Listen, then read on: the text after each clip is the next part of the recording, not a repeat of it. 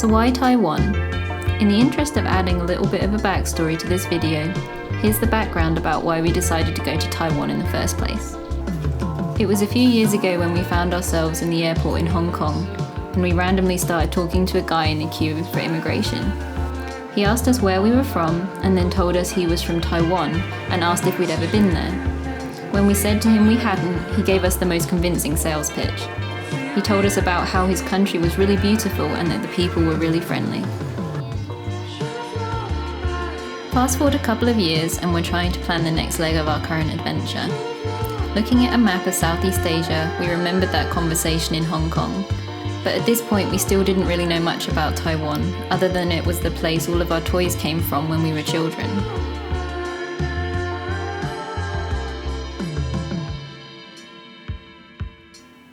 After a quick flight from Saigon, we found ourselves in the busy city of Taipei.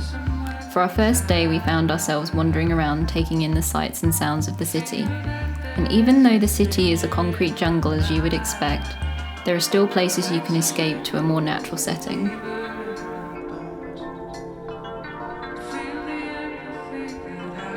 After a week of exploring Taipei, it was time to make our way south by train along the east coast to the city of Huailin. The trains are really clean, comfortable, and a great way to see more of Taiwan. The journey takes about 3.5 hours and cost us 440 Taiwanese dollars, which is approximately $14 per person. Huailin is the gateway to the Taroko National Park, which is one of the places we wanted to see most during our time in Taiwan. The 19-kilometre-long canyon is known to be a great place to go hiking because of its beautiful mountains, waterfalls, forests, and rock formations.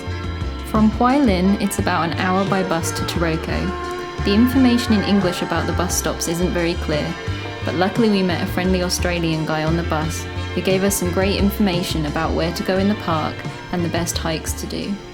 On his advice, we got off the bus at the end of the line and walked about a mile up the road until we came to a tunnel leading us into the side of the mountain. We did wonder at this point if he had told us the correct way to go. It's worth pointing out here that the tunnel is very long and dark, so it might be a good idea to bring a torch with you if you're thinking of visiting.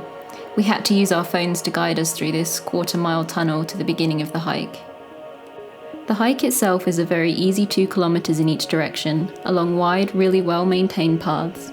We didn't see many other people on the hike, probably because it was the middle of the week, but the majority of those we did come across were all wearing hard hats. We did find this a little amusing, since the hike didn't appear to be dangerous, but perhaps they knew something we didn't.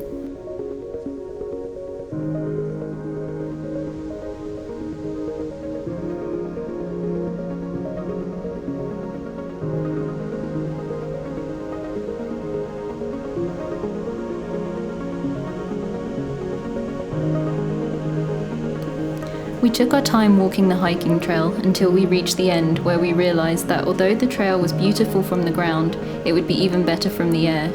And so we leave you here with this beautiful footage of Taroko Gorge from above.